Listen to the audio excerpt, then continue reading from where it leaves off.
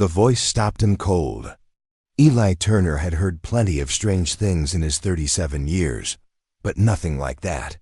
He turned, the bag of horse feed still slung over his shoulder, the sun casting long morning shadows across the cracked sidewalk of downtown Fair Hill, Montana. Standing behind him was a white woman, young, maybe early 30s, with windblown hair, scuffed heels, and panic all over her face. Her coat was threadbare, her hands trembling as they clutched a child's backpack. She looked like she hadn't slept in days. "What?" he asked, blinking. "I know it's crazy," she whispered quickly, eyes darting toward the street. "But please, just for today. If that man sees me alone again, he'll take my daughter." Eli followed her gaze. A government sedan was parked across the street. Standing beside was a man in a dark trench coat, clipboard in hand, scanning the area like he already knew how the day would end. Eli's first instinct was to step away. This wasn't his business. He was just a woodcarver, a black man in a mostly white town, keeping to himself up on the mountain. Trouble found people who looked like him more easily than it left. "I think you've got the wrong guy," he said quietly, adjusting the strap on his shoulder. "No," she shook her head. "I saw how. You looked at that little boy outside the cafe, the one begging for spare change. You didn't walk away. He didn't say anything. My name's Emily," she added quickly, her voice cracking, "and my daughter's name is Maisie. She's 6. Please, just walk me across the street like we belong to each other. That's all I'm asking." The man in the trench coat turned, spotted them, and started walking their way. Something flared in Eli's gut, something he hadn't felt in a long time. "I'm Eli Turner," he said calmly and stepped closer to her. "Take my arm." Emily's breath hitched, but she obeyed. They crossed the street together like old friends, like partners. Emily leaned lightly against him, and Eli walked with quiet certainty. Though his heart beat hard beneath his flannel, the agent stopped them midway. "Ma'am, we were scheduled for an evaluation at 10 a.m. You missed it." Emily didn't speak. Eli squeezed her arm gently, then turned to the man. "She didn't miss anything," Eli said. "We're together now," the man frowned. "And you are her husband?" "Eli," answered without blinking. "Name's Eli Turner. We've been going through a hard patch, but I'm taking her and the girl home today." The agent's eyes narrowed. "You're not listed in any file, no marriage license, no shared residence." "Look," Eli sighed, shifting the feed bag on his shoulder. "We don't live by paperwork. I built our place up the mountain myself. You want proof? Come see it." A small figure peeked out from the backseat window of the car, a little girl with big blue eyes and a stuffed rabbit clutched tightly in her arms. She looked like she was holding her breath. The agent paused, then pulled out a pen. "I'll be following up. Don't disappear." "We won't," Eli said. The man stepped aside. Eli and Emily continued across the street, and the moment they reached the sidewalk, Maisie flung open the door and ran into her mother's arms. "Mama, I'm here, baby, I'm here." Emily crouched, hugging her tightly. Maisie peeked up at Eli with wary eyes. "Who's he?" Emily looked up, tears trembling on her lashes. "That's Daddy." Maisie tilted her head, then slowly reached out a hand. "Alile." Stared for a moment, then took it. If this story touched your heart, leave a comment below. Have you ever met someone just for a day, but they changed your life forever? Don't forget to like this video if you believe that sometimes one small act of kindness can save a soul. And subscribe to hear more stories like this, where goodness still exists and humanity remains the most beautiful thing of all. An hour later, they were winding up the mountain road in Eli's weathered red truck. The feed bag rolled in the back. The wind whistled through a cracked window. Maisie sat between them, humming a tune no one recognized. Emily hadn't said much. She held her daughter close, glancing sideways at Eli as if he might vanish. When the cabin came into view tucked beneath tall pines, Chimney smoking, wood piles stacked neatly beside the porch, Maisie whispered. It smells like cedar. It is. Cedar, Eli said. They parked. Eli opened the door for them. Emily hesitated. You really live alone up here? She asked. Lived, Eli corrected. Until now, I guess. Inside, the warmth from the fire chased away the edge of October. The cabin was simple. Stone hearth, pine walls, handmade shelves, a table built by Eli's hands. Nothing fancy, but everything was solid.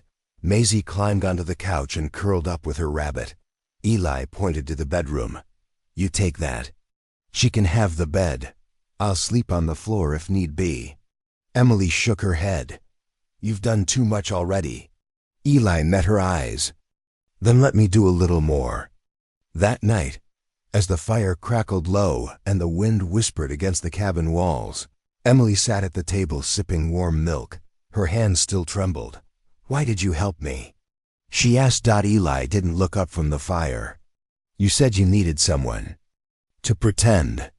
I used to do a lot of pretending I was okay. Pretending loss didn't gut me.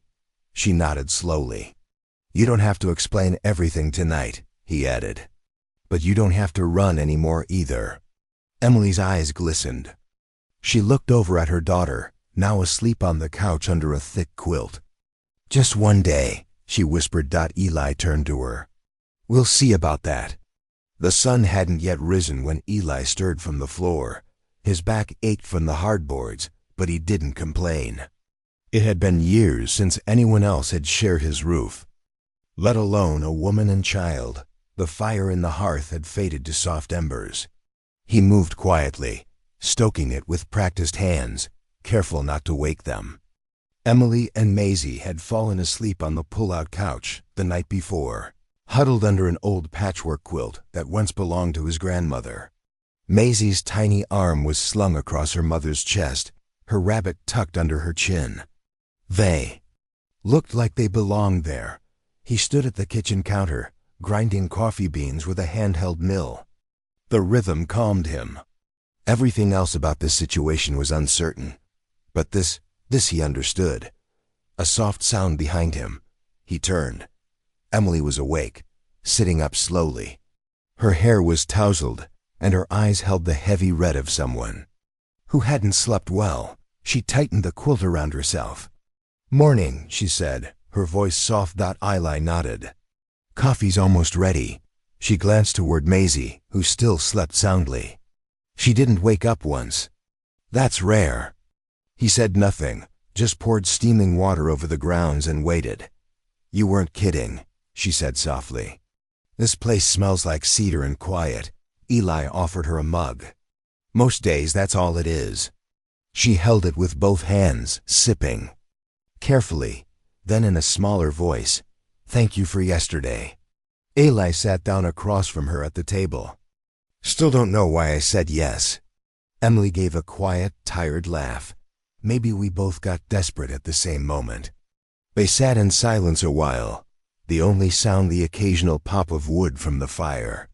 Maisie's father, Emily said after a long pause. He was never in the picture, not really. I raised her alone. Eli nodded slowly, not pressing. He died 3 years ago, she added. Not that he ever helped before that, but once he was gone, I stopped running. Until his brother found me. Eli looked up. Brother? Blaine Harrow. Social services. He says I've been lying, that I falsified records, that I'm not fit. She clenched the mug tighter. He wants her in a system, cold buildings, locked rooms. She's already anxious. That'll break her. You didn't do anything illegal? Emily hesitated. I might have bent some truths to keep her safe, moved around, used a friend's address. But I never hurt her, never neglected her. I just didn't trust the system. Eli leaned back in his chair, studying her. I don't either. She looked relieved at that. But you brought me into something I don't fully understand, he added. And I need to know everything if I'm going to keep this going. She nodded. I will. I'll tell you everything. Just give me a little time. Eli looked down at his calloused hands, thinking. Then he stood. I've got chores to do. You can stay here with her. There's cereal in the cupboard, milk in the cooler. Wood piles out back if the fire dies down. Emily looked like she wanted to say more, but she just nodded. Okay. He stepped out into the morning air. The sky was painted in bruised lavender and silver, a soft fog curling along the tree line. His boots crunched frost as he walked toward the shed to fetch his tools. His mind kept drifting back to the look in her eyes, the quiet desperation, the fierce protection. He knew that look. Had seen it in the mirror years ago when he'd buried his brother. Loss carved deep, and once it settled in, it didn't leave easily. Back inside, Emily folded the quilt and started tidying the room. She moved with practiced efficiency, though her eyes darted often toward the door, toward Maisie, like she half expected someone to barge in. When Maisie finally woke, she yawned. Loudly rubbed her eyes and sat up. Mama, she whispered. I'm right here, baby, Emily said, coming over. Did you sleep okay? Maisie nodded sleepily. Is the man still here? Yes, sweetheart. He's outside. His name is Mr. Eli. Maisie looked around the room, then whispered, It smells like pancakes. Emily chuckled. I wish. They ate cereal together. Maisie sitting on a stool far too tall for her legs. Emily kept her tone light, but her eyes betrayed every flicker of fear. Her mind was calculating timelines, exits, and excuses old habits, hard to break. Around mid-morning, Eli returned with dirt on his jeans and a basket of fresh eggs. Your daughter's awake, he said as he stepped inside. She's polite, Emily smiled faintly. She had to grow up too fast. Eli set the eggs on the counter. You two can stay a while longer. Emily straightened. Really? He gave a slow nod. But if I'm putting my name on this lie, I want it to mean something. You tell me everything, no secrets, no surprises. I can't protect you in the dark. Her expression softened. That's fair. Maisie came running up, holding her rabbit. Mister. Eli, do you have chickens? Had a few, Fox's got most. Still got one old girl named Ruth, Maisie giggled. Like the Bible? Exactly like that, Eli said with a smile. Later that afternoon, Eli took Maisie outside to meet Ruth. Emily watched from the porch as her daughter crouched beside the chicken coop. Laughing as the hen strutted and clucked, Emily sat down on the steps, arms wrapped around herself. Her breath made soft clouds in the cool air. Eli returned after a while, wiping his hands on a rag. She's good with animals, he said. She doesn't trust people, but animals don't lie. Eli sat beside her, close but not touching. They watched the trees sway in the wind. Why me? He asked finally. Emily turned toward him. Because you didn't look away when I spoke. You listened. That's rare. He didn't answer right away. You're not pretending anymore, are you? She added. He looked ahead, voice low. I'm starting to wish I didn't have to. They sat in silence as the wind picked up, rustling the pine branches. For the first time in a long time, Eli Turner felt something shift inside him, like maybe his life wasn't just wood and silence anymore. Maybe this was the beginning of something real. Or maybe it was just one borrowed day that neither of them would forget. The knock came just before noon, 3 sharp raps, too deliberate to be friendly. Eli was drying his hands with a dish towel when he froze. Emily looked up from the kitchen table, where she'd been helping Maisie draw horses with a broken red crayon. The girl didn't notice the tension that suddenly gripped the room, but her mother did. Eli moved to the window and parted the curtain just enough to see the black sedan parked out front. Government plates. He cursed under his breath. Stay here, he said, already moving toward the door. Emily's voice was tight. Is it him? I don't know yet, but don't open the door unless it's me. He stepped out onto the porch, shutting the door behind him with a soft thud. The air was crisp, the sun high, casting long shadows across the gravel path. A tall man in a pressed navy suit stood waiting, a leather folder tucked under one arm. His graying hair was slicked back, his expression unreadable. Next to him stood a woman in her 40s, broad-shouldered, square-jawed, no-nonsense. She wore dark sunglasses and carried herself like someone used to getting answers. "Can I help you?" Eli asked, his tone flat. The man stepped forward, extending a card. "Mr. Eli Turner? I'm Blaine Harrow, Department of Family Services. This is Officer Juliet Mendez from the local precinct. We received a report of a woman and a child residing on this property. We're conducting a welfare check." Eli didn't take the card. "You got a warrant?" "Just a routine visit," Harrow said smoothly. "A formality, really. But the sooner we speak with the mother and child, the sooner we're out of your hair." Eli crossed his arms. "They're resting. Had a rough night," Mendez stepped in. "Sir, we have legal grounds to speak to the child. You can cooperate, or we come back with backup." Eli let a beat pass, then nodded. "1 minute."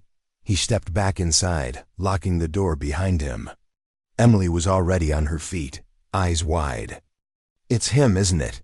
Eli nodded. "He brought a cop." Her breath hitched. "What do we do?" "You say nothing unless you have to. Don't lie, don't volunteer anything. Let me handle the rest." She looked down at Maisie, who was still humming quietly. To herself, oblivious. Emily crouched, cupped her daughter's face. "Sweetheart, I need you to be really brave, okay? There's a man here who might ask questions. Just tell the truth, but short and simple. And remember what Mama told you. No one is taking you anywhere." Maisie looked confused but nodded solemnly. "Okay, Mama." When Eli opened the door again, his expression hadn't changed. "You've got 10 minutes. They entered the cabin like they owned it, eyes sweeping the room, checking every detail. The patched wallpaper, the single light bulb swinging slightly above, the old boots by the door. Blaine's gaze lingered on Emily a second longer than necessary. "Emily Rose," he said, lips tightening. "Been a while." "I didn't invite you here," she replied coolly. Blaine ignored her. "Maisie, come here, sweetheart." Maisie stayed behind her mother's leg, peeking out. Mendez knelt. "Hi there, I'm Officer Mendez. We just want to make sure everything's okay. Can I ask you a few questions?" Maisie didn't move. Emily touched her shoulder gently. "It's okay." The little girl stepped forward, fidgeting. "What's your full name?" Mendez asked. "Maisie Grace Rose." "Do you feel safe here with your mom?" Maisie nodded quickly. "Yes, ma'am." "Do you know who this man is?" she asked, gesturing to Eli. Maisie looked up at him and smiled shyly. "That's Mr. Ely. He has a chicken named Ruth." Mendez chuckled, but Blaine didn't. "And who is Mr. Eli to you?" Blaine asked, stepping in. Emily straightened. "He's my fiancé." Silence thickened the air. Blaine blinked. "Excuse me?" Eli didn't flinch. "That's right. She and her daughter are staying here while we sort things out. We're getting married next month." Mendez raised an eyebrow. "That's a new development." Emily nodded, her voice steady. "We wanted to keep it private until the paperwork was filed." Blaine's face darkened. "You think this little performance fools anyone?" Eli stepped forward, his tone ice. "You're on my land, accusing a woman of lying to protect her child. She's done nothing wrong. If you had anything solid, you'd have come with a warrant." Mendez shifted uncomfortably. "That's enough for now." But Blaine wasn't finished. "You're putting this girl in more danger by dragging a stranger into it. If something happens," Eli's voice dropped to a low growl. "If something happens, it'll be because you keep showing up where you're not wanted." Blaine turned to Emily. "This isn't over. I will be back." She met his eyes with fire in hers. "Then I'll be ready." They left soon after, doors slamming, tires spitting gravel. Inside the cabin, Emily collapsed into the nearest chair, her hands trembling. Eli stood by the window, watching the sedan disappear into the woods. "You didn't have to do that," she sighed. "Yeah, I did." She looked up at him. "He's not going to stop." "No," Eli said, "but neither am I." Maisie came over and climbed into her mother's lap. Emily hugged her tightly, burying her face in the girl's hair. Outside, the wind picked up again, whistling low through the trees. Eli sat across from them, fingers steepled under his chin. This wasn't just about protecting a stranger anymore. It was about standing his ground. And for the first time in years, he knew what it felt like to have something worth fighting for. That night, the wind howled, louder than usual through the pine trees. The old cabin creaked and groaned like it was remembering something it had once tried to forget. Eli sat at the kitchen table, nursing a chipped mug of coffee long gone cold. Across from him, Emily was silent, staring at the wall, but not really seeing it. Her hands were wrapped around a blanket pulled tight to her chest. Maisie had fallen asleep hours ago in Eli's bed, clutching Ruth the chicken's feather like it was a magic charm. Neither of them had spoken much since. Blaine and Officer Mendez drove away. "You okay?" Eli asked finally, breaking the silence. Emily blinked, then nodded slowly. "Yeah, just remembering." He waited. She took a breath. "When Maisie was born, Blaine didn't even show up at the hospital. I named her alone, raised her alone. But the moment I tried to leave to start fresh, he suddenly wanted control. He doesn't want her," Eli said. "He wants to punish you," Emily nodded. "He's always been that way. It's not about love. It's about ownership." Eli leaned forward.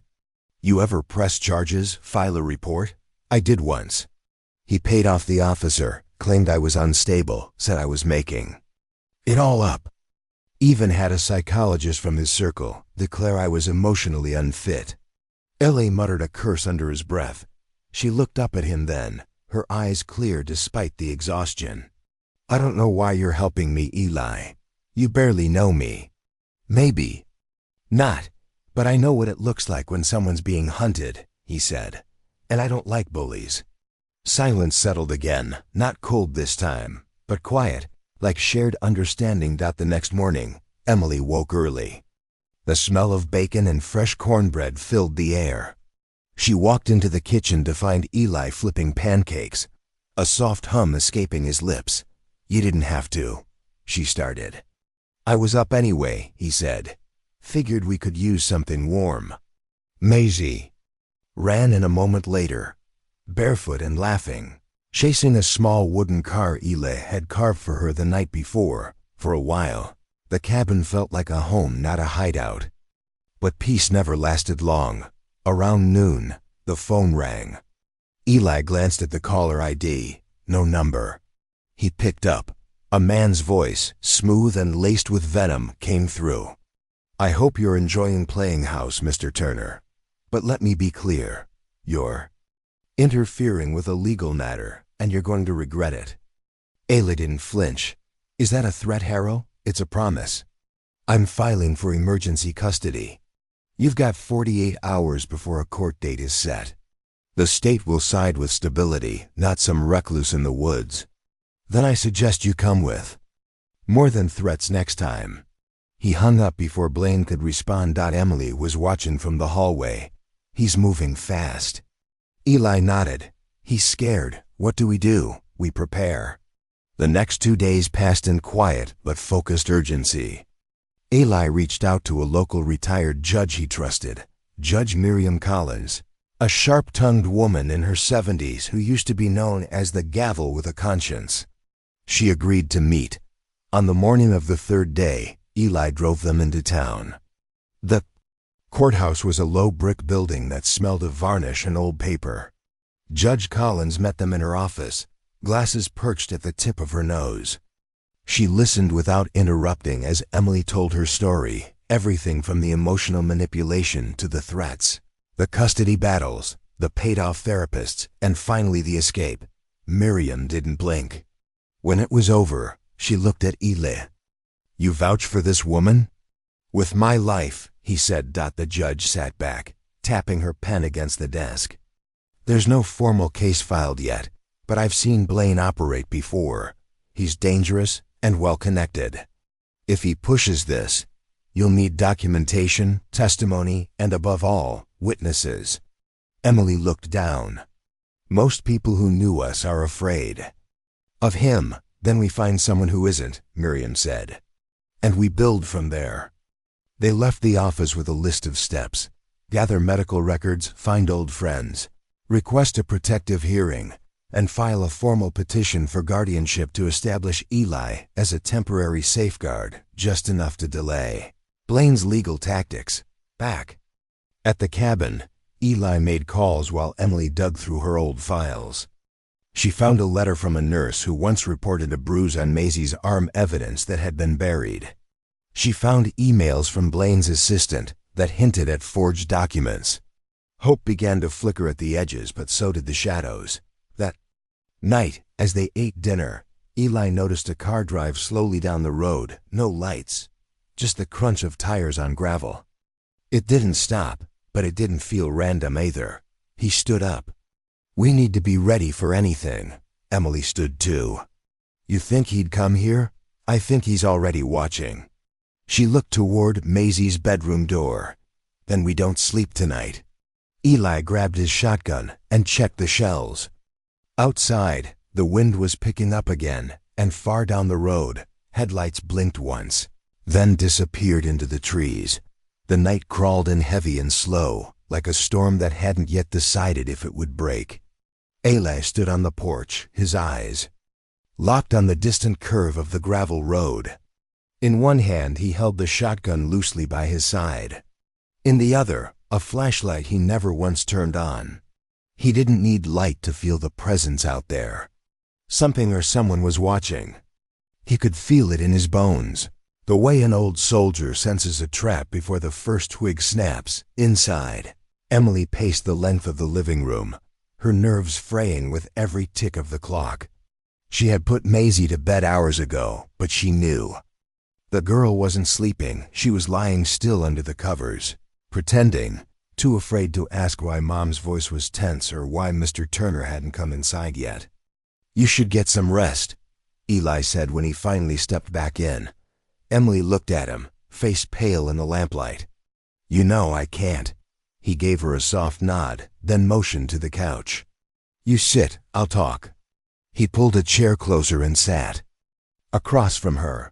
"I was 20 when I got shipped to Iraq. Thought I was invincible. Came back with shrapnel in my leg and a head full of ghosts. Spent 2 years drinking myself into silence until a woman named Nia pulled me out of it. She taught me how to work with my hands, how to listen, how to slow down. I owe her everything." Emily's eyes softened. "Where is she now?" "Past cancer. Fast and cruel." His voice caught, but he cleared it. "After that, I moved out here. I didn't want to be around people. But somehow people keep finding me." Emily half smiled. "I guess you give off a certain reliability. Or I just live next to a fence that's too tempting." She chuckled, then leaned back, exhaling for the first time in hours. "What do we do, Eli?" "Really, if Blaine gets custody." "He won't," Eli said firmly. "But we don't just wait anymore. We go on the offensive." She tilted her head. "Meaning?" "Meaning tomorrow we drive out to Jenkins Hill. There's a woman there, Cora Sanders. She was Maisie's old daycare provider, right?" Emily nodded slowly. "Yes." She filed a concern once after Blaine dropped Maisie off with a black eye. She might be willing to speak up now, especially if she knows a judge is watching. But what if she's afraid? Ayla's voice hardened.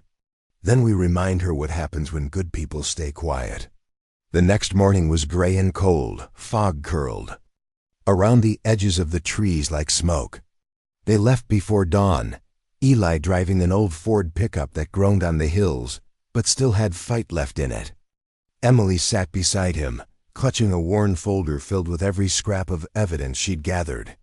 Maisie stayed behind with Miss Ruby, the retired nurse who lived 2 miles down the road and owed Eli more than a few favors. Jenkins Hill was an hour away. By the time they reached it, the sun was just beginning to burn through the mist. Cora's house was a squat, cheerful cottage with a garden gone wild in the front yard. She opened the door before they even knocked, eyes wide with surprise. "Emily," she said. "Hi, Cora." Emily's voice was tentative but steady. "Can we talk?" They sat at her kitchen table. Cora poured coffee, her hands trembling slightly as Emily spoke. Cora's face went through a cycle of reactions: shock, guilt, fear, and finally resolve. "I remember that day," Cora said. "Maisie had a bruise on her arm. She said Daddy was mad about a spilled drink. I made a report, but nobody followed up. A week later, Blaine sent 2 men to my home to remind me who had friends in the sheriff's department." Eli leaned forward. "Would you be willing to sign an affidavit or testify?"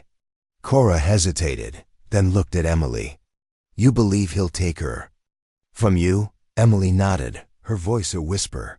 "He doesn't want her, he just wants to win." Cora's jaw set. "Then yes, I'll speak." As they drove back, Eli glanced over. "One down." Emily's grip on the folder loosened slightly. "A small win, but it's something." When they returned, Miss Ruby met them on the porch, her face tight. "You had a visitor. Said he was a lawyer. Drop this off." She handed Eli a thick envelope. Inside was a formal petition. Blaine had filed an emergency custody order, hearing set in 5 days. Attached were photos edited to show Emily looking disheveled, Maisie crying, and a log of alleged abductions. Emily's hands shook as she read. "He made me look like I kidnapped my own child." Eli scanned the papers, then handed them to Ruby. "This is manufactured, and fast. He's cutting corners. We need a lawyer," Emily whispered. "A good one. I'll call Judge Collins. See if she can refer someone." Eli said. That evening, they sat in silence again. The weight of what was coming pressed on them from all sides. Eli broke the quiet first. "You ever think about leaving the state?" Emily looked up. "Running? Not running. Starting over in a place where Blaine's name means nothing. I've thought about it every day since Maisie turned 2. But he'd chase us, he'd find us." "Not if the law's on your side," Eli said. She looked at him, really looked. "Why are you still here, Eli? This isn't your fight." "Yes, it is," he said, voice low but firm. "Because once you see injustice, you can't unsee it. And because I've made peace with who I used to be, but I won't make peace with letting a man like Blaine win." A long silence followed. Then Emily reached over, her fingers brushing his. And for the first time, it wasn't about pretending anymore. The next morning, Emily woke with a start. For a second, she didn't know where she was. The walls were paneled. Wood, not the pale blue of her old bedroom. It took a moment before she remembered Eli's house. Safety and danger still looming like a cloud on the horizon. Downstairs, the smell of coffee drifted up like a gentle invitation. She found Eli already dressed, seated at the kitchen table in his flannel shirt, reading over legal documents with his glasses perched low on his nose. His concentration was intense, brows furrowed, lips pressed into a line. "Morning," she said softly. He looked up, gave a brief but warm smile. "Sleep okay?" "I did, better than I expected." She paused, then stepped closer. "Thank you, Eli, for everything." He didn't respond right away, just handed her a mug. "We've got 5 days, and Blaine's not slowing down." Judge Collins called back. She did. She's angry this petition was even allowed through on such short notice. She's pushing it up the chain, but it's tricky. Blaine's father was a big donor too. The DA's office back in the day. Emily rolled her eyes. "Of course he was." Ailey stood, paced for a moment, then turned. "But there's someone, a defense attorney named Janice Rowe. Used to be federal, now private practice out of Austin. Collins said she's sharp, doesn't flinch." "She'll be expensive," Emily said quietly. "I'll handle it." Emily's eyes widened. "You don't have to." "Yes," he cut in, calm but firm. "I do." Before she could protest further, the sound of a car pulling into the driveway snapped their attention to the front window. A sleek black SUV, government plates. Emily's stomach dropped. "Who?" The door knocked, not a knock, a rap, confident, controlled. Eli answered it. A tall black woman in a navy suit stood with a badge held forward. "Agent Denise Harper, Department of Child Protection, Special Investigations." Emily's throat went dry. "We didn't call anyone." "No," Agent Harper said. "But someone did. And when we get anonymous tips involving a potential misuse of emergency custody petitions, we investigate." They let her in. She asked questions, sharp but not cruel. She asked about Maisie's bruises from 2 years ago, about Blaine's business records, about a certain complaint filed by Cora Sanders that had mysteriously disappeared. Then she asked, "And who's the man listed on your daughter's school paperwork as father figure?" Eli stiffened slightly. Emily glanced at him, then spoke. "That was my idea, not his. We were trying to buy time so Maisie could stay enrolled without triggering another investigation. She's finally stable." Agent Harper tilted her head. "You're not married?" "No," Eli answered calmly. "And yet you signed consent forms for medical care and school pickups?" "I did," he said, "because I was there. Every single time Blaine didn't show. I made sure that child got what she needed, and I'll keep doing it no matter what title I do or don't have." There was silence for a beat. Then Agent Harper clicked her pen. "We're pulling Blaine's records. His emergency order will be reviewed by the ethics board. I can't promise what the judge will decide, but I'll make sure the truth makes it to the hearing." She stood. "Oh, and one more thing. Keep your phones on. If Blaine retaliates, call me directly. He has a history, and we're not blind to it anymore." After she left, Emily collapsed into the nearest chair. "That woman ...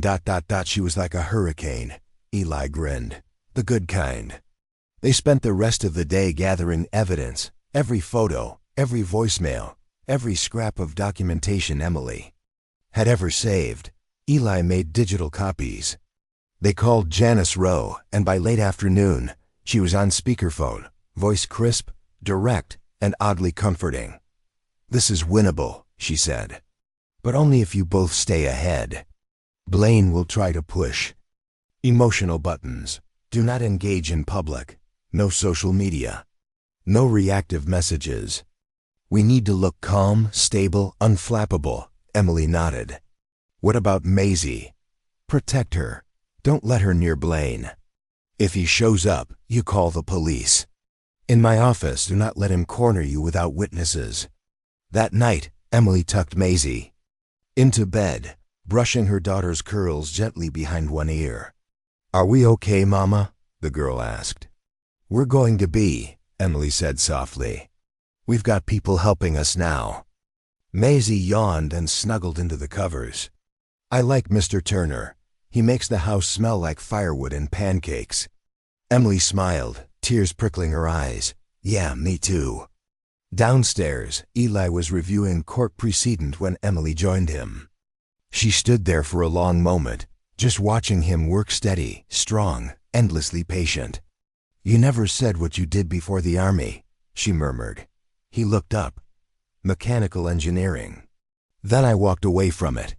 "Why?" "Because I built things for people who broke them on purpose." Emily studied him. "Well, you're building something here, just so you know." He didn't answer, but in the flickering light of the desk lamp, she saw something shift in his expression, something deeper than duty, something quietly protective, like the way people guard the most fragile things they love. Outside, the wind picked up. A storm was coming. But this time, Emily felt something she hadn't in a long time: prepared. Not alone. Ready. The courthouse steps were slick with rain when Ely parked the truck across the street. He glanced at Emily beside him. She sat stiffly, dressed in a modest navy blue dress, her fingers twisting a cheap bracelet she hadn't worn in years. The courthouse loomed in front of them, tall and indifferent. "You ready?" Eli asked quietly. Emily gave a weak nod. "As I'll ever be." Inside, the air was heavy with polished wood and whispers. Janice Rowe was already waiting by the courtroom doors, a leather folder under one arm and a calm fire in her eyes. "I filed our latest motion last night," she said without preamble. "The judge will read it during recess. But Blaine's team is playing hard. They're trying to paint you as emotionally unstable and Eli as a shadow influence." Emily blinked. What? They're suggesting he manipulated you into distancing Maisie from her father." Janice tilted her head toward Eli. "You ready for that kind of scrutiny?" Eli's jaw tensed. "Let them try." They stepped inside. The courtroom was medium-sized, not grand, but with enough space for discomfort. Blaine was already seated at the plaintiff's table in an expensive charcoal suit, his eyes locked on Emily with a smug flicker, one that chilled her spine.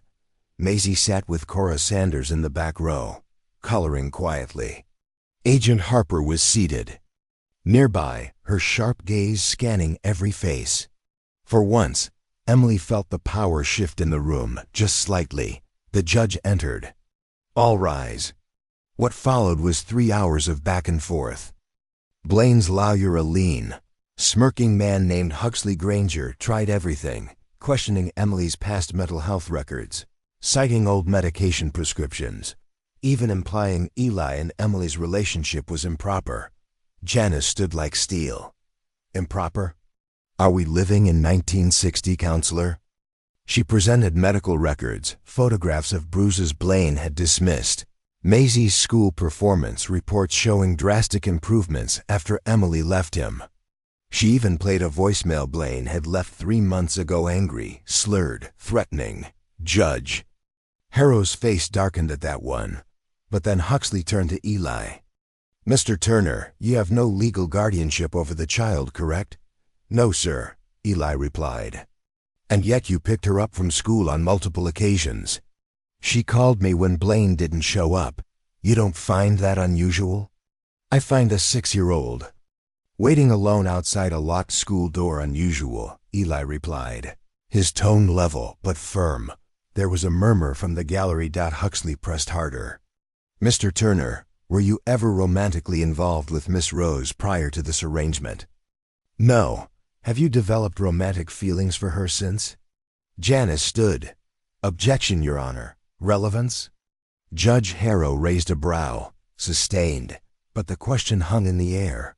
Emily's cheeks burned, and she dared not look at Eli. During a break, she found herself in the hallway, alone with her thoughts. Rain tapped against the high windows like fingers trying to break in. She leaned her forehead against the cool marble wall. "You okay?" came a voice behind her. Eli. She turned, trying to smile. "I hate all of this." "I know." There was a pause. Then she said, barely above a whisper, "He made it sound like loving you would be something shameful." Eli didn't move, didn't speak, but his eyes, deep and unreadable, searched hers. "Would it?" she asked, heart pounding. He exhaled slowly. "Emily, I'm not here to be someone else's shame. But if this is real, if this becomes something more, it has to survive outside courtrooms and custody battles." She looked down. "I know. I just ... I didn't expect all this." He offered his hand, not romantic, steady, like always. She took it. Back in the courtroom, Janice had her closing argument ready. She didn't raise her voice. She didn't need to. "Your Honor, the question today is not about titles or bloodlines. It's about safety. It's about history. It's about a child who, when afraid, calls not her father, but the man who showed up again and again." She turned briefly to Blaine. "This court doesn't owe Mr. Blaine Harrow a second chance at redemption, not when he hasn't earned it." When the judge recessed to deliberate, Emily sat quietly beside Eli in the hallway. No one spoke, not even Maisie, who had fallen asleep against. Cora's armed out. An hour later, they were called back. Judge Harrow's voice was even unreadable. After reviewing testimony, evidence, and the full history of the parties involved, I am making the following ruling. Emergency custody is hereby terminated. Full legal custody of Maisie Rose shall remain with her mother, Emily Rose, until further proceedings require otherwise. Emily's breath left her body like air from a balloon. Judge Harrow wasn't done. Furthermore, this court formally censures the conduct of Mr. Blaine Harrow in misrepresenting his circumstances. Any attempt to further petition this court without demonstrable change will be viewed as contempt. Blaine stood, his face mottled with fury. He opened his mouth to speak, but Agent Harper was already on her feet. "Mr. Harrow, a word," she said. Coldly. Outside, the room emptied slowly, but Emily couldn't move, not until Maisie ran into her arms. "You're not going anywhere, baby," Emily whispered, crying openly now. "We're okay." Janice patted Eli on the shoulder. "You held up better than most clients I've had." He gave a small smile. "We're not done yet, are we?" "No," she said. "But this was a damn good start." Outside, the rain had stopped. The clouds began to lift, pale sunlight slipping through like a quiet promise. Eli opened the truck door for them. Maisie climbed in, still clutching her coloring book. Emily hesitated, then turned to him. "Thank you." He shook his head. "You don't owe me that." "I know," she said, "but I still mean it." They stood there for a beat longer. Then, quietly, Emily reached out and took his hand again, not out of desperation this time, but choice. And maybe, just maybe, the beginning of something else. The air felt different after the ruling, not lighter. Not exactly, but clearer, like the storm had passed even if the clouds still lingered. Back at the house, Emily stood in the kitchen, stirring a pot of soup, the rhythmic motion grounding her while Maisie watched cartoons in the next room. She glanced over her shoulder every now and then, still half waiting for someone to rip away the calm. Trauma had its own clock. It didn't reset just because a gavel came down. Eli had stepped out to pick up groceries, insisting.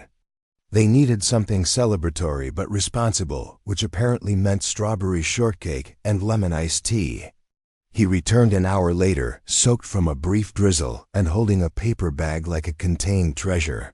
Maisie bolted to the door. "Did you get marshmallows for the cocoa?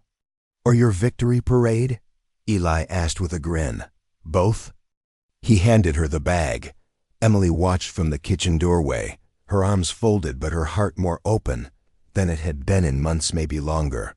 Later, as Maisie dozed off on the couch, curled beneath a blanket with the television humming in the background, Emily and Eli found themselves on the back porch. The air was cool and damp, and crickets sang from the tall grass beyond the fence.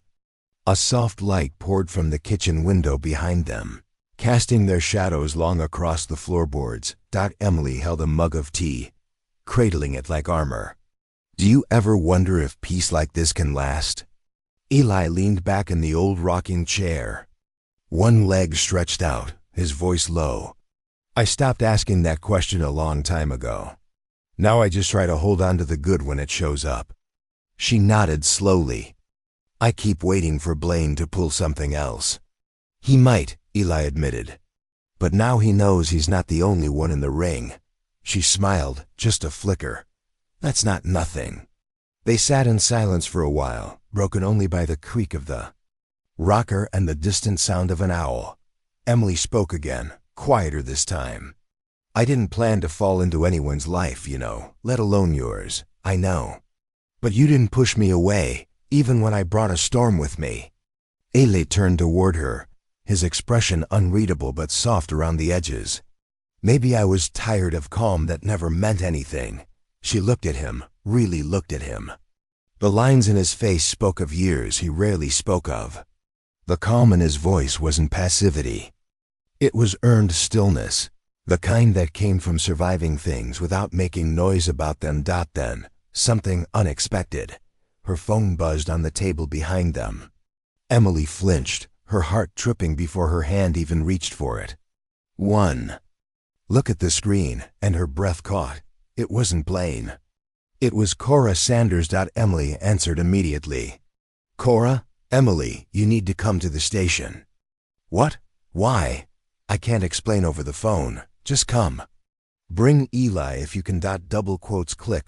Emily turned to Eli. Something's wrong. 10 minutes later, they were in the truck, barreling down quiet streets lit only by scattered street lamps. The sheriff's department stood like a quiet sentinel in the night. Cora was waiting just inside, her face drawn tight. She led them down a hallway to a back office, where Agent Harper was already seated, arms crossed, a folder open in front of her. You might want to sit, she said. Emily stayed standing. What is it? Harper flipped the folder toward them. Inside were printed photos, grainy surveillance stills. Blaine in a car, talking to someone through the window. The man's face was turned slightly away, but enough was visible. Emily gasped. Is that Judge Harrow? Harper nodded grimly. Taken 2 nights before your hearing. We've confirmed a cash transfer between Blaine's offshore account and a shell company. Tied to the judge's cousin. Eli's face darkened. He tried to buy the ruling. Looks like it, Harper replied. We're building a case now, but it's going to take time. Emily gripped the back of the chair. So what does that mean for us? It means the case could be reopened under a different judge, Harper said. But more than that, it means Blaine's not done. He's panicking, and panicked people do stupid things. Eli's voice was steel. Then we need to be ready, Harper nodded. And keep everything locked down, no contact. No response to anything he sends. We'll handle the surveillance. Cora added. And I'll be parking outside your house the next few nights. Just in case. Emily felt the familiar tightness return to her chest. The illusion of safety had lasted less than a day. But as they walked out into the night again, Eli reached for her hand. This time she didn't hesitate. Back at the house she stood in Maisie's room, watching her sleep, a small stuffed elephant tucked under her arm. Her lips parted in that innocent way children forget how to do once they grow afraid. Emily tucked the blanket tighter around her daughter, whispering promises she wasn't sure how to keep yet. Outside, Eli stood by the fence, arms crossed, watching, guarding. When she joined him, he didn't speak, neither did she. They just stood there, side by side, facing the dark together. Because now they both understood, this wasn't over, not by a long shot. But they weren't alone anymore. And maybe that, too, was a kind of beginning. The morning after the station visit dawned colder than expected. Fog hung low over the yard, wrapping the fence line in silver-gray mist. Eli was already outside, sipping coffee from a metal thermos, his eyes scanning the quiet road in front of the house like a man waiting for war. He didn't say much when Emily joined him, just handed her a second cup he'd filled without asking. She took it, grateful. Inside, Maisie was still sleeping, thankfully unaware of the late-night revelations or the surveillance that now circled their lives like invisible sentinels. Emily hadn't slept much. She'd spent most of the night trying to unravel the implications of Judge Harrow's betrayal, Blaine's desperation, and the knowledge that their short-lived victory was just the start of a longer battle. Eli spoke first, voice gravelly. I patched the gate. The latch was loose. Someone could have forced it. Emily tightened her grip on the mug. Do you think he'll come here? Not himself, but someone ... He paused. The kind of men who take money to do dirty work don't knock first. That truth sat heavy in the air between them. Around noon, a black SUV pulled into the driveway, not Blaine's, but unmarked. Cora stepped out first, her expression serious. Behind her was Harper, clipboard in hand. We need to talk, Harper said. They sat around the kitchen table, with Eli at the head, Emily beside him, her fingers laced tightly. There's more, Harper began. We traced Blaine's last few calls. One went to a man named Marcus Denton, former Marine, dishonorably discharged. He's been working as private security off the books for some questionable clients. We believe he's been hired to intimidate you." "Intimidate?" Eli asked, voice sharp. "Or worse." Harper didn't flinch. "We don't know. But we need to relocate you. Temporarily." Emily's heart sank. "We just got our lives back." "And we'll protect that," Cora said gently. "But we can't do it if you stay in one place where they know to look." Eli looked to Emily. "Whatever keeps Maisie safe." Emily hesitated only a moment, then nodded. "All right, where?" "An old ranger station upstate," Harper said. "Private, off-grid, secure. We'll monitor communications and keep a unit nearby." 2 hours later, they were packed. Emily moved like someone, boxing up not just belongings, but memories too fresh to be called past. Maisie asked questions, why they were leaving again, why she couldn't take her treehouse. Emily knelt and cupped her daughter's face. "It's just a little trip," she said, softly, "to a place where we can be extra safe. You remember what safe feels like, don't you?" Maisie nodded slowly. That night, they drove north in a convoy. Cora in one car, Harper in another, and Eli behind the wheel of the truck, Emily beside him, Maisie asleep in the back seat with her. Stuffed elephant hugged tight. The trees thickened around them the farther they drove, and the stars above appeared clearer, untouched by city light. The ranger station was a sturdy log cabin with a wraparound porch and a view of a quiet lake. Beyond remote, unassuming, safe for now. They settled in slowly. Emily unpacked kitchen supplies. Eli double-checked locks. Harper set up a laptop and radios in the back room, turning it into a makeshift command post. That night, after Maisie was asleep, the 3 adults gathered by the fireplace. Harper briefed them on the next step: subpoenas, investigations, quiet surveillance of Blaine's accounts. "I don't think he'll stop unless we make him," Eli said. "He won't," Harper agreed. "But we're building the case. Every call, every dollar trail, every threat, it's stacking up." Emily stared into the fire. "I'm tired of being afraid." Cora leaned forward. "Then let's take the fear and do something with it. Use it to finish this." Emily looked over at Eli, who reached over and gently took her hand. "We'll see it through," he said, "together." The next few days were tense but quiet. Emily taught Maisie lessons by the window, her voice calm even as her eyes flipped to the trees. Eli cleaned out the old shed and found a dusty bike that Maisie claimed like treasure. Harper came and went, updating them on the legal case. They lived suspended in time, like people waiting for a verdict to fall from the sky. And then it did. A call came just before dawn. Harper's voice was electric. "We got him." Emily sat up straight in bed. "What do you mean?" The judge flipped. Harrow admitted everything: the bribes, the manipulation, the threats. "We have enough to charge Blaine with conspiracy, witness intimidation, and fraud." Emily let out a breath she hadn't realized she'd been holding for weeks. "But there's more," Harper continued. "Denton's missing. We think Blaine cut him loose once he realized the net was closing." "In." Eli walked in, hearing just enough to frown. "So he's still out there?" "Yes," Harper said. "But his employer's about to be handcuffed. Denton won't risk exposure without a paycheck. We'll keep your location secure until he's caught." That morning, they stood on the porch, watching fog rise from the lake. Emily leaned against Eli's shoulder. "It's not the end," she whispered. "No," he agreed. "But it's the first morning in a long time where it feels like we're starting something new." Maisie came out, rubbing her eyes, barefoot on the wood. "Is it over?" Emily knelt, almost baby. The 3 of them stood together, side by side, the sunlight just beginning to cut through the fog. It wasn't safety they had yet completely, but they had each other, they had truth. And for the first time in a long time, they weren't running. They were ready.